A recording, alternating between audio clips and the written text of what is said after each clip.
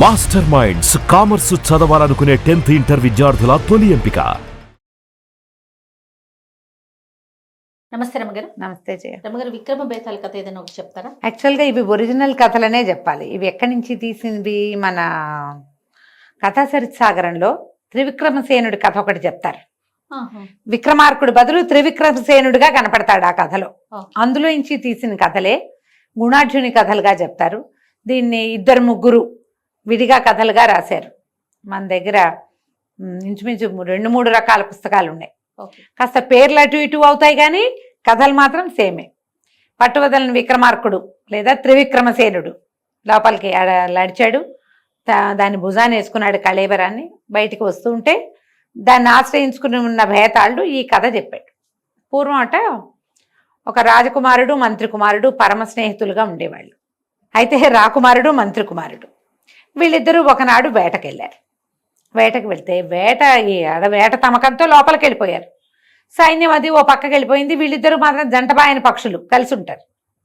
వీళ్ళకి లోపల ఒక పెద్ద కొలను, చాలామంది స్త్రీలతోటి పరివృతంగా ఉన్న ఒక అద్భుతమైన అందగత్తెగా ఉన్న ఒక స్త్రీ కనపడింది, ఒక యువతి. చూడగా చూడగా ఈ రాజకుమారుడు ఆమెతో ప్రేమలో పడిపోయాడు.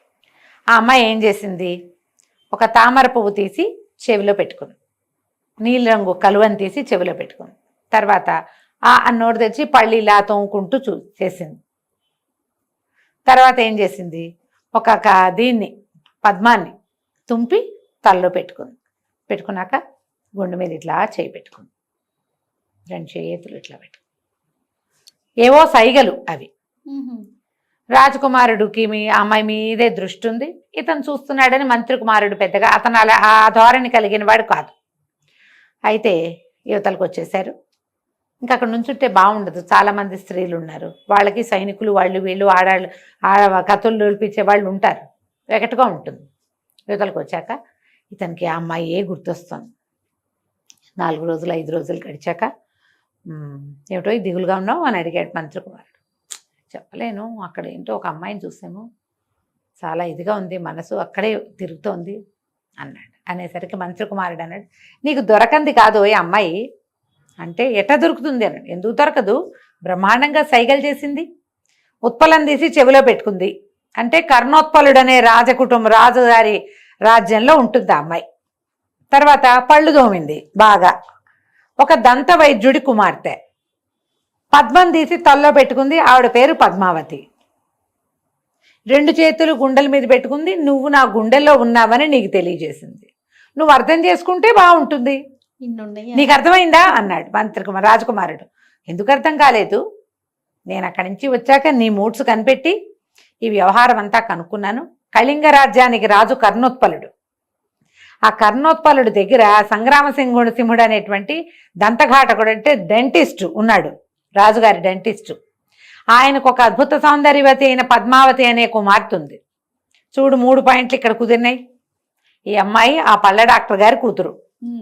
ఫ్రెండ్స్ తోటి విహారానికి వచ్చింది. నువ్వు నాకు నచ్చావు అని చెప్పింది నీకు, పద వెళ్దాం అనేసరికి ఒక 20 రోజులు పోయాక వెళ్ళిపోదామని, మళ్ళీ వేటకెళ్తున్నామని చెప్పి మాకెవరూ తోడొద్దు మేమిద్దరమే వెళ్తామని వీళ్ళు ఏం చేశారు, కళింగ రాజ్యానికి వచ్చారు. ఆ కర్ణోత్పలుడు రాజుగారు, డెంటిస్టు సంగ్రామసింహుడు, ఆయనకి కూతురు వాళ్ళ భవనానికి దగ్గరలో ఉన్నటువంటి ఒక పూటకోళ్ళ ఇంట్లో దిగారు. ఆ ఇల్లు ఒక ముసలావిడిది.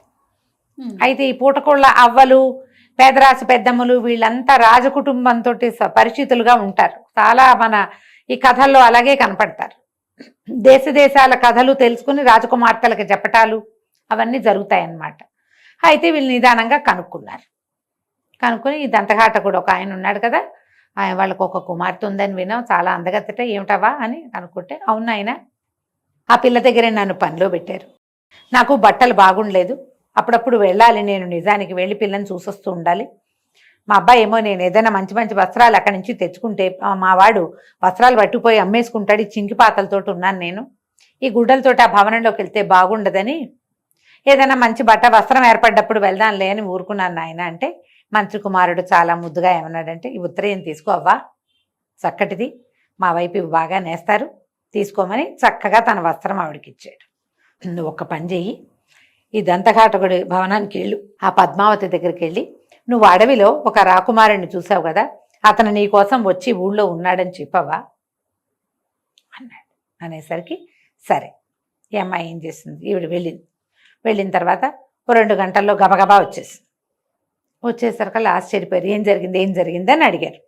అడిగితే ఏమిటి నాయనా, మరి ఆ పిల్ల కర్పూరంలో చేతులకి కర్పూరం రాసుకుని ఇట్ట గుండెల మీద కొట్టింది 2 చేతులతోటి. పిల్ల కోపం వచ్చిందో ఏమిటో, వేరే మగపిల్లల గురించి చెప్తున్నాం, ఇతర దేశపు రాజకుమారుల గురించి చెప్తూ ఉంటే ఆడపిల్లలకి నచ్చద్దా, ఆ అమ్మాయికి నచ్చలేదు, ఇట్లా కొట్టిందంటే దగ్గరికి వెళ్ళి చూస్తే కర్పూరంతో ఇలా కనపడుతోంది గుర్తు. ఇతను ఏమన్నాడు, ఈ రాజకుమారుడు డీలా పడిపోయాడు. దొరకదా అయితే మనకి ఈ అమ్మాయి, అయిపోయిందా అని డీలా పడిపోయాడు. మంత్రి కుమారుడు డీలా పడుకోయి, వెన్నెల రాత్రులు 10 పోనీయి, తర్వాత వద్దుగానని చెప్తోంది. పౌర్ణమి రోజుల్లో 10 రోజులు గడిస్తే పౌర్ణమి తగ్గిపోయి చీకటి పడుతుంది. ఈ గోడలు ఎక్కేవాళ్ళు, అంతఃపురంలోకి వచ్చేవాళ్ళు ఎవరికి కనపడకుండా ఉంటారు. 10 వెన్నెల రాత్రులు పోనీమని చెప్పింది, ఊరుకుందా ఉండన్నాడు. 10 రోజులు అయ్యాక మళ్ళీ అవ్వని పంపించారు. అవ్వ మళ్ళీ వెళ్ళి మాట్లాడరా, రాజకుమారుడు ఇక్కడే ఉన్నాడని చెప్పు. సరే అవి వెళ్ళేసరికి అలా పిల్ల ఏం చేసింది, లత్తుకలో చేయి ముంచి 3 వేళ్ళు ఇట్లా బుగ్గ మీద వేసింది. అవ్వకి నవ్వు మొహమే పెట్టింది, కానీ ఏమిటో మొహం మీద వేసిందయ్యా 3 వేళ్ళు పిల్ల అని చెప్పేసరికి రాజకుమారుడు అంటే నెత్తురు కళ్ళ చూస్తానంటుందా ఏమిటిరా నాయనా అని భయపడ్డాడు. మంత్రి కుమారుడు అన్నాడు, కాదు అమ్మాయి రజస్వలుగా ఉంది, 3 రోజులు ఆగిరా అంటోంది, ఈ 3 రోజులు అవని చెప్తానన్నాడు. 3 రోజులు అయ్యాక మళ్ళీ అవని పంపించారు. వీళ్ళు ఏం చేశారు, ఈ లోపల రాజకుమారుడు మంత్రి కుమారుడు ఇద్దరే వచ్చారు. వీళ్ళేమి ధనము దశకము తెచ్చుకోలే, సైన్యం లేదు, ఎవరు లేరు. ఒంటి మీద ఆభరణాలు ఉంటాయిగా, చక్కగా ఆభరణాలు అమ్మేసి అవ్వకి బట్టలు కొని ఆవిడని పోషించారు బాగా. వీళ్ళు ఆహార పదార్థాలకి డబ్బులు ఇచ్చేశారు. ఆవిడ అన్ని పట్టుకొచ్చి వీళ్ళతో పాటు ఆవిడే తింటుంది సంతోషంగా, హాయిగా ఉంది. సరే ఈ 3 రోజులు గడిచాక మళ్ళీ పంపించేసరికల్లా ఈ అవ్వ వెళ్ళిన రోజు ఏమైంది, మదపటేనుగు రాజుగారి పట్టపటేనుగు మదం ఎక్కి రోడ్ల మీదకి వచ్చేసేసరికి ఈవిడేం చేసింది, రాజకుమార్తె ఈ దంతఘాటకుడు కూతురు పద్మావతి, రాజకుమార్తె అనకూడదు పద్మావతి, ఇవి రోడ్డంతా హడావిడిగా ఉంది, దారంతా. నిన్ను ఓ పని చేస్తాం, పీటకి తాడు కట్టి 2 వైపులా నిన్న పీట మీద కూర్చోబెట్టి గోడ మించి దింపుతాం. నువ్వు ఉద్యానవనంలో దిగి ఆ తర్వాత చెట్టెక్కి తర్వాత గోడెక్కి ఆ గోడ మీద నుంచి దిగెళ్ళిపో అవ్వా అని చెప్పింది. ఈవిడ వచ్చేసింది. కానీ ఆ అమ్మాయి తనకేం చెప్పిందో పద్మావతి ఆ లిస్ట్ అంతా చెప్పింది. అంటే నువ్వు గోడెక్కి తర్వాత చెట్టెక్కి దిగితే పీట ఒకటి ఉంటుంది, నువ్వు ఆ పీట ఎక్కితే నిన్ను లోపల తీసుకుంటామని చెప్పింది. మంత్రి కుమారుడు అన్నాడు, నీ పంట పండింది పో, చక్కగా రాజకుమారి దగ్గరికి వెళ్ళిపోదు కానీ, ఈ అమ్మాయి దగ్గరికి పద్మావతి దగ్గరికి వెళ్ళిపోదు కానీ, రాత్రి మాట మణిగాక ముందు కోట గోడ ఎక్కు, గోడ మీద నుంచి చెట్టు మీదకి వెళ్ళు, చెట్టు దిగి కొంచెం నడవంగానే మళ్ళీ అంతఃపురం గోడ వస్తుంది, అక్కడ ఒక పీట వేళ్లాడుతుంటుంది, దాని మీద కూర్చో, అంతే. దిగేది వెళ్ళిపోయాడు రాజకుమారుడు. గోడెక్కాడు, చెట్టెక్కాడు, దిగాడు. అక్కడికి అంతఃపురం గోడ దగ్గరికి వెళ్తే అక్కడ ఒక పీట వేళ్లాడుతుంది, పీట మీద మనిషి కూర్చోగానే పీటను లాగేశారు పైకి, వెళ్ళిపోయాడు పైకి. హ్యాపీగా పద్మావతి తోటి ఉండిపోయాడు. రోజు వెళ్ళేవాడు వచ్చేవాడు, ఇదే మార్గం. మళ్ళీ వెన్నెల ఎక్కేదాకా నడిచింది. 5 రోజులు 4 రోజులు గడిచాక అయితే ఏమంది, ఏదో కబుర్లు చెప్పుకుంటూ ఉంటే నా స్నేహితుడు నాతో పాటు వచ్చాడు, అతను అవ్వ దగ్గర ఉన్నాడని చెప్పాడు. అప్పుడు ఈ అమ్మాయి అడిగింది, ఏమిటి స్నేహితుడిని తీసుకొచ్చావా నువ్వంటే, మరి లేకపోతే వాడు లేకుండా నేనేటా వస్తాను, నువ్వు చేసిన సైగలన్నిటికీ వాడే అర్థం చెప్పాడు నాకు, నేను నిన్ను ప్రేమించాను కానీ నీ సైగలు నాకు అర్థం కాలేదు, వాడు చండ ప్రచండు, వాడు చాలా తెలివి, నీ సైగలకు అర్థం వాడే చెప్పాడు అనగానే ఈ అమ్మాయికి అర్థమైంది. సరే ఏమంది, అలాగా నీ స్నేహితుడు నాకు సోదర సమానుడు, రేపొద్దున పాయసాన్నం పెట్టి తాంబూలం ఇస్తాను అతనికి అన్నది. సరేనన్నాడు. సరే పంపించు, అవ్వ దగ్గరే ఉన్నాడని చెప్పాడు. తెల్లవారి పొద్దున అబ్బాయి వెళ్ళిపోయాడు, తెల్లవారుజామునే దిగెళ్ళిపోయేవాడు. వెళ్ళిపోయాక పొద్దు కాసేపు పడుకుని లేచి తన స్నేహితుడికి చెప్పాడు, మంత్రి కుమారుడికి, పద్మావతికి నువ్వెంతో నచ్చావుటోయ్, నీ వల్లే నేను తనకు దక్కానని భావిస్తోంది, పాయసాన్నం పెట్టి తాంబూలం ఇస్తుందిట, పంపిస్తానందన్నాడు. సరే నవ్వాడు మంత్రి కుమారుడు, అలాగేలే అన్నాడు. కాసేపు అయ్యాక ఓ చెలికత్తి వచ్చింది, వేడి వేడి పాయసం పట్టుకొచ్చింది, తాంబూలం పట్టుకొచ్చింది. పట్టుకొచ్చి ఇతనికి అప్పచెప్పి, పద్మావతమ్మ గారు భోజనానికి కాచు కూర్చున్నారండి, మిమ్మల్ని అక్కడికే భోజనానికి రమ్మన్నారు అని చెప్పింది. అంటే పంపించిన భోజనం ఇతనికి నువ్వు తినద్దు అని. ఈ మంత్రి కుమారుడికి నవ్వొచ్చింది. చేలికత్తెకి, ఇదిగో నేను స్నానం సంధ్య ముగించుకుని తింటాను, నువ్వు వెళ్ళమని పంపించేశాడు. పంపించాక స్నేహితుడు చెప్పాడు, మిత్రమా నీకు ఒక తమాషా చూపిస్తాను ఉండని. వాకిట్లో ఒక కుక్క ఏదో తిరుగుతుంటే దాన్ని జూ జూ జూ అని పిలిచి ఈ పాయసాన్ని చిన్న బౌల్లో పోసి అక్కడ పెట్టాడు. ఆ పాయసం తిన్న కుక్క గింగిరాలు తిరుగుతూ పడి చచ్చిపోయింది. రాజకుమారుడు ఆశ్చర్యపడి, ఇదేమిటి ఈ వింత, విషాహారం ఎందుకు పంపించింది పద్మావతి నీకు అనేసరికల్లా, అది కాదు, నీకు క్లోజ్ ఫ్రెండ్ ఒకడు ఇక్కడ ఉన్నాడు అంటే తన మీద మోజు తీరిపోయాక నిన్ను నేను తీసుకెళ్ళిపోతాను అనుకుంటోంది అమ్మాయి. నన్ను నమ్మట్ల. ఇంత తెలివిగలవాడు తనకి నామం పెట్టి నిన్ను తీసుకుపోతానని నా పీడ విరగడి చేసుకుంటే నువ్వు చచ్చినట్టు ఇక్కడే ఉండి, ఎందుకంటే నువ్వు తెలివి లేదని నువ్వే చెప్పేసావు కదా, అది అమ్మాయి తెలివి అనేసరికల్లా రాజకుమారుడు అన్నాడు, ఎట్లా తీసుకెళ్ళాలి ఈ అమ్మాయిని మనం అన్నాడు. నేను చెప్తాను ఒక మంచి పని అని. అక్కడ అటు ఇటు చూసి బజార్ వెళ్ళి ఒక చిన్న ఇంత త్రిశూలం తీసుకొచ్చాడు. ఆ త్రిశూలం ఎట్లా ఉంది, కొంచెం కాడ పట్టుకుంటే కరెక్ట్గా ఇలా ముద్రేయటానికి వీలుగా ఉందన్నమాట. ఇవాళ రాత్రి నువ్వు పైకి వెళ్ళి బాగా తాగిచ్చు ఆ అమ్మాయిని, ద్రాక్షాసవం, ఒళ్ళు తెలియకుండా పడుకుంటుంది. ఈ త్రిశూలాన్ని అక్కడ ఉండే దీపం మీద కాల్చి నడుం మీద వాత పెట్టు, ముద్ర వేసి వచ్చేసి తర్వాత చెప్తానన్నాడు. సరే, రాజకుమారుడు ఆ అమ్మాయిని ఏమనలా. వీడు ఎలా చెప్తే అలా చేస్తాడు, తన స్నేహితుడు చెప్పినట్టు చేస్తాడనమాట. రాత్రికి మళ్ళీ కోటలోకి వెళ్ళి అంతఃపురంలోకి శుభ్రంగా ఇద్దరు కబుర్లు చెప్పుకుని ద్రాక్షాసవం బాగా తాగిచ్చాడు. ఒళ్ళు తెలియకుండా అమ్మాయి పడుకోగానే ఆ త్రిశూలాన్ని కాల్చి నడు మీద వాత పెట్టి వచ్చేసాడు. వచ్చేటప్పుడు ఏం చెప్పాడు అతను, పద్మావతి ఒంటి మీద నగలన్నీ ఒలుచుకునిరా. అమ్మాయి పెట్టుకుంటుంది, ఏవో ఉంటాయి, రాత్రిళ్ళు పడుకునేటప్పుడు కూడా కొంచెం ముత్యాల దండలని గాజులని ఉంటాయి కదా, ఆ గాజులు, కర్ణోత్పలాలు, మెడలో ఉండేవి, నడుముకు ఉండేవి సాధనాలు పుచ్చుకొచ్చేసి అన్నాడు. అమ్మాయి నిద్రపోతోంది కదా, వాత పెట్టేశాక ఈ నగలు 4 ఒలుచుకుని మూట కట్టుకుని కిందకి తీసుకొచ్చేసాక ఏం చెప్పాడు మంత్రి కుమారుడు, నేను శ్మశానం దగ్గర కూర్చుంటా, ముని వేషం వేసుకుని తాపసి వేషంలో ఉంటా. నువ్వేం చేస్తావంటే ఈ ముత్యాల హారం పట్టుకెళ్ళి బజార్లో అమ్ముకురా. ఆ రోజు పొద్దున్నే ఏం జరిగిందంటే, రాజకుమారుడు మరణించాడు. ఊరంతా విచిత్రంగా చెప్పుకుంటున్నారు. రాజకుమారుడు గుండె పగిలి ఎలా మరణించాడు, చిన్నపిల్లాడు, ఒక 8-9 ఏళ్లవాడు. ఊరంతా శోక సముద్రంలో ఉంది. ఏ రోజైతే ఇతనికి పాయసం వచ్చిందో ఆ రోజు, పాయసం వచ్చిన రోజు, ఇది మర్నాడు పొద్దున ఈ పని చేశాడనమాట. ఈ ముత్యాల హారం అమ్ముకుని రమ్మని 12 గంటల వేళ పంపించాడు. మన రాజకుమారుడు ఏదో మామూలు ఒక శిష్యుడి వేషం, సింపుల్గా రాజకుమారుడిలాగా నగలు నాణ్యాలు అవి లేకుండా సింపుల్ ఒక క్యాజువల్ పౌరుడిలాగా వేషం వేసుకుని ముత్యాల హారం అమ్మడానికి వెళ్ళాడు. ఎవరైనా అడిగితే మా గురువుగారు ఇచ్చారని చెప్పు, అంతే. గురువుగారు శ్మశానం దగ్గర ఉన్నారని చెప్పు, ఇవే పాయింట్లు. అక్కడి నుంచి ఏమైంది, ఈ అబ్బాయి ఎప్పుడైతే ఈ నగబుచ్చుకుని రత్నాల వర్తకులు ఉంటాయి కదా, బంగారపు కొట్లల్లోకి వెళ్ళంగానే వాళ్ళు ఎవరో గుర్తుపట్టారు, రక్షక భటులను పిలిచారు. ఇవాళ ఉదయం దంతకాటకుడి కుమార్తె అయినటువంటి పద్మావతి నగలన్నీ అపహరించబడ్డాయి. దాని మీద గొడవగా ఉంది. రక్షక భట్లకు కబురెళ్ళింది, ఈ నగ వాళ్ళదేనంటే అవును ముత్యాల హారం పోయిందన్నారు. ఇది ఈ లోపల తెలకత్తలు వచ్చేసరి ఇదే అన్నారు. ఎక్కడిది నీకని కుర్రాడిని అడిగారు. అడిగితే కుర్రాడు ఏం చెప్పాడు, రాజకుమారుడు మా గురువుగారు ఇచ్చారు, దీన్ని అమ్ముకొని రమ్మన్నారు. ఎవరు మీ గురువు అంటే శ్మశానం దగ్గర ఉన్న సిద్ధుడు. పద మీ గురువు ఎక్కడాడో చూపించని తీసుకుపోయారు ఆ సిద్ధుడు. వాళ్ళు ఆశ్చర్యపోయారు, ఈయనెవరో సాధువులాగా ఉన్నాడు, కుర్రాడే, వాడు వేషం వేశాడు, దొంగ వేషం. అయ్యా తమరు రండి రాజుగారి దగ్గరికి అని పిలుచుకెళ్ళారు. పిలుచుకెళ్తే ఏమండి ఈ నగలు అవి మీకు ఎలా వచ్చాయి, ఇంకా చూస్తే ఈయన దగ్గర ఇంకా నగలు ఉన్నాయి అంటే ఆయన ఏం చెప్పాడంటే, నేను 2 రోజులుగా ఈ నగరంలో ఉన్నాను, ఈ కుర్రాన్ని రాగానే శిష్యుని నా వెంట పెట్టుకొచ్చాను.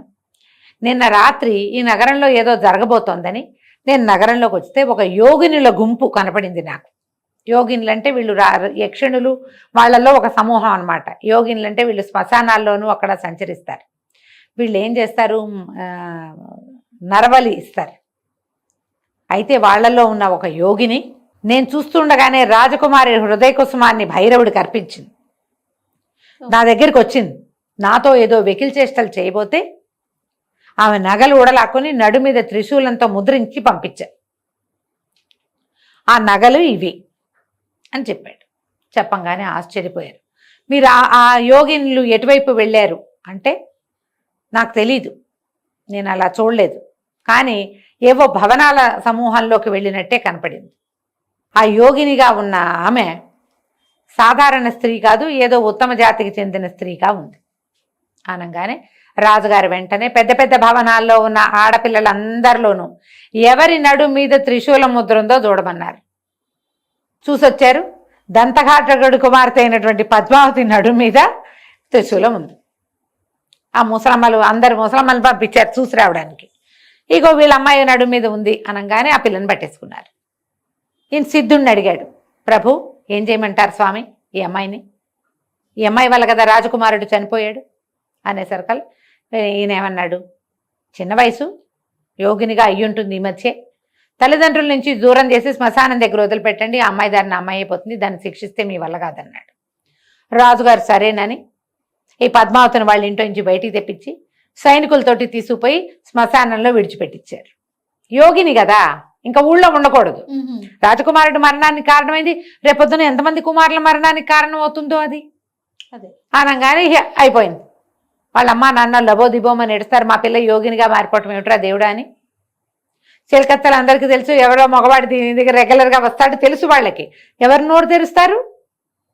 నడు మీద ముద్ర అయితే ఉంది కదా, వాళ్ళు నోరు నొక్కుని ఊరుకున్నారు. అందుకేనేమో ఇది పెళ్లిగాని పిల్ల, వాడేమన్నా తీసుకొచ్చుకుంది, ఇలాంటివేవో ఊహిస్తాం కదా. ఇదిగో పూలంటే అదిగో తోక. శ్మశానం దగ్గర కూర్చుని ఏడుస్తుంటే మన రాజకుమారుడు మంత్రి కుమారుడు ఎందుకమ్మా ఇక్కడ పద మన ఇంటికి వెళ్ళిపోదామని ఆ అమ్మాయిని లేవ తీసుకుని తీసుకుపోయారు. శ్మశానంలోకి వెళ్ళిన పద్మావతి ఏమైందో ఎవరికి తెలియదు, యోగినిగా మాయమైపోయింది అనుకుంటే. ఈ అమ్మాయి మాయమైపోయింది, వాళ్ళు వెళ్ళిపోయారు. ఈ కూతురు విరహంతో తల్లిదండ్రి ఇద్దరు గుండె పగిలి చనిపోయారు. అయ్యో, ఇది కథ చెప్పాడు బేతాళుడు. ఓ రాజా, ఈ తల్లిదండ్రుల మరణానికి కారణం ఎవరు? పద్మావత, రాజకుమారుడా, మంత్రి కుమారుడా, ఎవరు? సమాధానం తెలిసి చెప్పకపోయావో నీ తల 1000 వక్కలవుతుంది అన్నాడు. రాజుగారు అన్నాడు, అందులో తప్పేముంది? రాజకుమారుడు పద్మావతి వాళ్ళిద్దరి తప్పు కాదు, వాళ్ళిద్దరు కాముకులు, ఒకళ్ళ మీద ఒకళ్ళ ప్రీతి వాళ్ళకి. కాముకత్వంతో ఎలాంటిదైనా చెయ్యొచ్చు. వాళ్ళిద్దరూ వాళ్ళు కలిసి ఉన్నారు, కానీ వాళ్ళేమి ఇతరులకు ఏం చేసింది ఏం లేదు. ఇకపోతే మంత్రి కుమారుడు, అతను రేపొద్దున కాబోయే రాజకుమారుడి యొక్క కాబోయే మంత్రి. తన రాజుకి మంచి చేయటమే వాడి ఇది. దానికి ఎవరేమిచ్చినా సరే వాడి వృత్తి ధర్మంలో వాడికి ఆటంకం లేదు. అయితే ఇక్కడ తప్పు కళింగ దేశాన్ని ఏలేటువంటి కర్ణోత్పలుడిది. ఆయన ఈ సిద్ధుడెవడు, వీడు ఏ రోజు వచ్చాడు, ఆ రోజు రాత్రి వీడొకడే దాన్ని ఎట్లా చూశాడు, ఇలాంటి ఏ విచారణ చేయలేదు. చెప్పగానే పద్మావతిని తీసిపోయి శ్మశానంలో పెట్టేశాడు. ముందు వెనక ఆలోచించద్దు రాజు అయిన వాడు. కాబట్టి ఈ తల్లిదండ్రుల మరణానికి ఏదైనా పాపం అంటూ జరి వస్తే అది కర్ణోత్పలుడి అకౌంట్లో పడుతుంది. పద్మావతి తప్పు లేదు, రాజకుమారుడి తప్పు లేదు, మంత్రి కుమారుడిది తప్పు లేదు, వీళ్ళని కలిపిన ఆ ముసల్దానిది తప్పు లేదు, ఎవరివి తప్పులేవు. తప్పంతా కర్ణోత్పలుడిది. తమ ఊళ్ళోకి ఎవరు వచ్చారో ఎవరు పోయారో ఆ లిస్ట్ అంతా తీయించద్దు. లా అండ్ ఆర్డర్ లేదు అక్కడ. రాజుగా పనికిరాడు కర్ణోత్పలుడు. ఆనంగానే బేతాళుడు శభాష్ అన్నాడు, చాలా బాగా చెప్పావు, కానీ నువ్వు మౌనభంగం చేసావు కదా, నేను వెళ్ళిపోతున్నాను, ఇదే నిజం అని చెప్పి మళ్ళీ శవంతో సహా చెట్టెక్కాడు.